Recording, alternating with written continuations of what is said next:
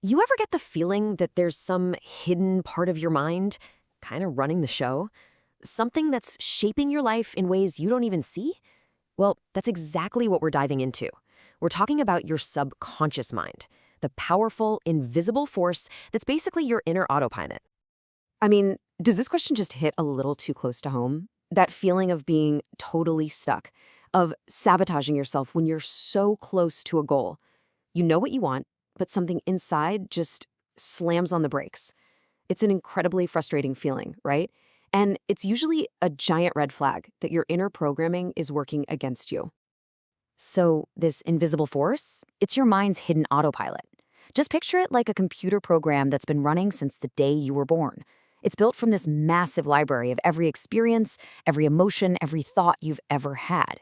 And it quietly influences almost everything you do, all day, every day. And the craziest part, most of the time, you're not even aware it's happening. The iceberg analogy is honestly the perfect way to think about this. Your conscious mind, the part that's listening to me right now, thinking, analyzing, that's just the tip of the iceberg. It's the captain, standing on the deck, making the immediate calls. But the real power? Oh, that's the massive 9/10 of the iceberg hidden beneath the water. That's your subconscious. That's the autopilot silently steering the entire ship based on a lifetime of data. So let's just put a clear definition on it. Your subconscious mind is the part of your brain that just runs on its own, automatically. It makes snap judgments and decisions without you having to consciously think about it. It's like this enormous library that has recorded every single thing you've ever experienced. But here's the kicker. It doesn't judge. It doesn't filter. It just records. And that database is what's behind everything from your gut feelings to your deepest seated fears. But what happens when that incredibly powerful autopilot is running on old, buggy, negative software? Well, that's when we meet our inner critic. These are the silent saboteurs, the limiting beliefs and that nagging negative self-talk that hold you back from really going after the life you want. And these limiting beliefs, they're basically the invisible fences we build around ourselves. They're these deeply rooted ideas about what we think is possible for us. And where do they come from? Well, they often start in childhood, from something a teacher said, or a past failure that still stings, or even just messages we picked up from the world around us about who we're supposed to be. That inner critic, it tends to speak in a few distinct patterns. See if any of these sound familiar. There's minimization. That's when you do something amazing and just write it off as, oh, it was just luck. Then there's magnification, where one tiny mistake feels like a world-ending catastrophe. Overgeneralization, that's when you make one mistake and your brain says, see, I always screw things up. And finally, personalization, where you blame yourself for things that are completely out of your hands. They're sneaky, right? Okay, so that all might sound a little bleak, but here is the really, really good news. Your mental programming is not permanent. It's not set in stone. You can actually change it. And I'm not just talking about wishful thinking. This is backed by some seriously cool science. This quote right here, it's everything. Neurons that fire together wire together. Think about what that means. Every single time you have a thought, especially a repeated one like, I'm not smart enough, you are physically strengthening a connection in your brain. You're literally carving a pathway, like a hiking trail, that makes it easier and easier for your brain to have that thought again. It feels real because you've made it real in your brain's wiring. And this incredible ability for our brains to change their own wiring has a name: neuroplasticity. It means your brain can build new connections and pathways at any age. This is huge. It means we can intentionally let those old negative pathways grow over and start building new, super strong, positive pathways instead. All we need are the right tools. And that, of course, brings us to the fun part, the reprogramming toolkit.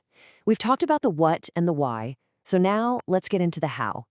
These are real, practical tools you can start using, like today, to begin rewriting your own mental code. First up, visualization. And look, this is way more than just daydreaming. This is about creating a super detailed, vivid mental movie of you achieving your goal. You have to engage all your senses. What do you see? What do you hear? What does success feel like? Here's the wild part. Your brain actually struggles to tell the difference between a really vivid emotional experience in your imagination and one that's happening in real life. You're basically creating the neural pathways for success before you even get there. Next up, affirmations. Think of these as direct commands you're sending to your subconscious. The trick is to craft them the right way. They have to be I am statements, present tense. Not I will be confident, but I am confident. It has to feel true right now. And when you repeat them with real, genuine feeling, you are actively installing a new belief system. And honestly, the toolkit is packed. A daily gratitude practice literally retrains your brain to look for the good stuff. Meditation teaches you to observe those crazy thoughts without getting swept away by them. Journaling is like pulling the weeds of your subconscious out and looking at them in the daylight. Even who you hang out with matters. Being around positive people rewires your brain. There are so many ways to do this. Okay, listen up because this might be the most important part of this entire conversation. Understanding all of this is great, but it's the action that actually creates change. So let's turn all this knowledge into one simple, tangible thing you can do the second this is over.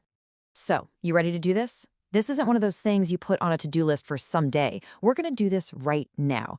It's a quick exercise designed to give you an immediate win and show you, firsthand, that you are in control. All right, let's walk through it together. Step 1, just pick one limiting belief. Something like, I'm bad at public speaking. Got one? Good. Step 2, reframe it. This is key. Change I can't to I'm learning to. So I'm bad at public speaking becomes I'm learning to share my voice with confidence. See that shift? It opens up possibility. Step 3, take one tiny action that goes against the old belief. Maybe just share one idea with one trusted coworker. That's it. And finally, step 4, just notice how it felt. A little scary? A little freeing? That feeling is new data, proving the old belief isn't 100% true. So here's the bottom line. Right now, your subconscious is running a program that was coded by your past, by things people said to you 10 years ago, by old fears that probably don't even make sense anymore. It's old code. But the real question, the one I want to leave you with, is this. Who's writing the code now? Because with the right tools and a little bit of practice, the person sitting at the keyboard can and absolutely should be you.